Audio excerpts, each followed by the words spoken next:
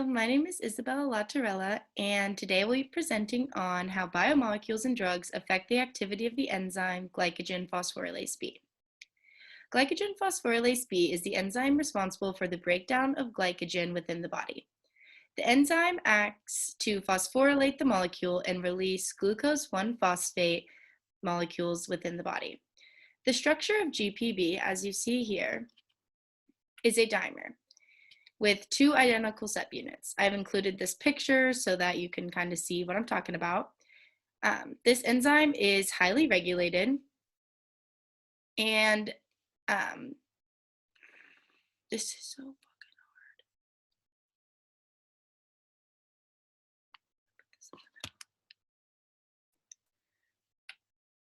Hello, my name is Isabella Latorella, and today I will be presenting on how biomolecules and drugs affect the activity of glycogen phosphorylase B. Glycogen phosphorylase B is the enzyme responsible for the breakdown of glycogen within the body. The enzyme acts to phosphorylate glycogen and release glucose 1-phosphate molecules. The structure of GPB is a dimer with two identical subunits. I've included a picture here so you can see the two subunits. One is green and one is the orange subunit. This enzyme is highly regulated as it plays a major role in glucose metabolism in response to signals given in the body based on the needs and the actions of the body. The goal of this experiment was to deduce how the substance will affect the enzymatic activity of the enzyme by measuring the release of inorganic phosphate.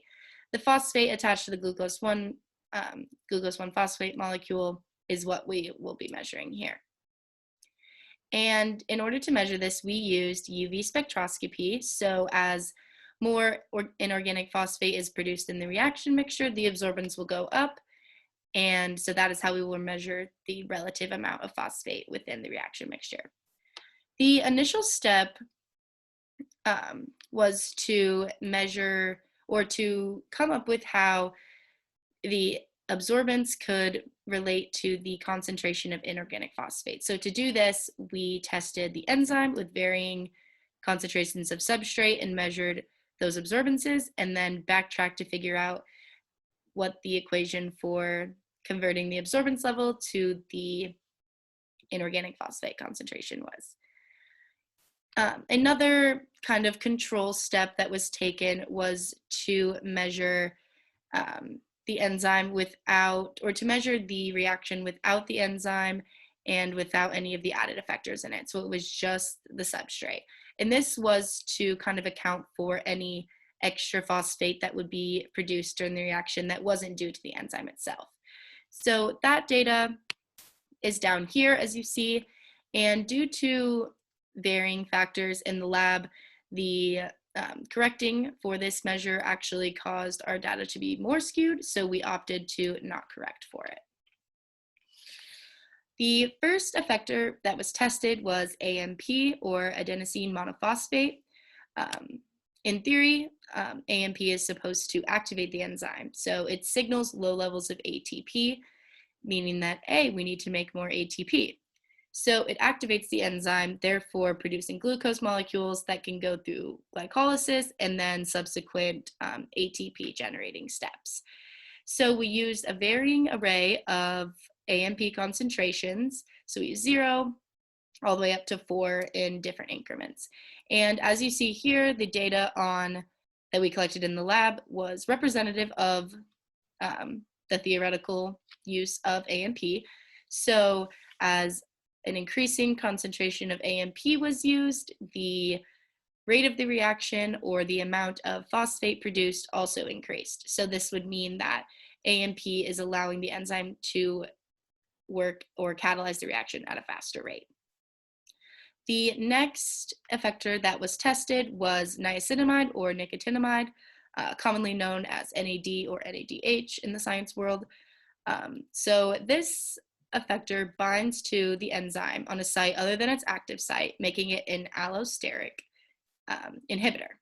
So what happens is as more niacinamide is added to the reaction mixture, the velocity of the reaction or the rate of phosphate production is decreased. So as you see up here, 0 is the highest, has the highest maximum velocity, while as the highest concentration of niacinamide used, or 0.8 millimolar, had the lowest reaction maximum.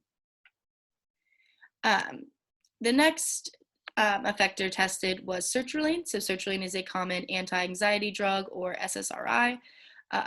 And we got to pick which effector we wanted to test last. And I chose this as my effector because it's interesting to think about how drugs and things that doctors prescribe us can then affect other pathways within our body.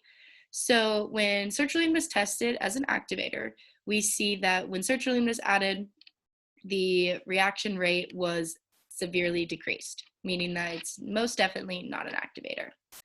Then when it was tested as an inhibitor, we see as we use different concentrations of sertraline, the reaction rate actually increased, meaning that it's definitely not inhibiting the reaction, but unsure if it's activating or not.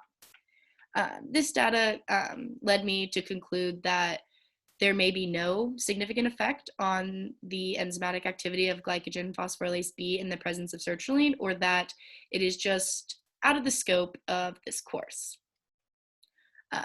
In conclusion, we see through this presentation that there are a variety of molecules that affect the activity of glycogen phosphorylase B and its role in the body.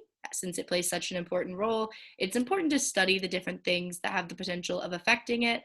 And with this information and with more studies being done and more research being done, we can soon figure out different kind of drug therapies, or even just gain more insight on the side effects of drugs, as we see in the case of if sertraline was an activator or inhibitor, how that would affect different metabolic processes within the body. Lastly, I would like to acknowledge my instructor, Dr. Guzman, and my lab instructor, Connie Alberg, and my TA, Gabby Perkins, and lastly, my lab partner, Catherine Hanselman. Thank you.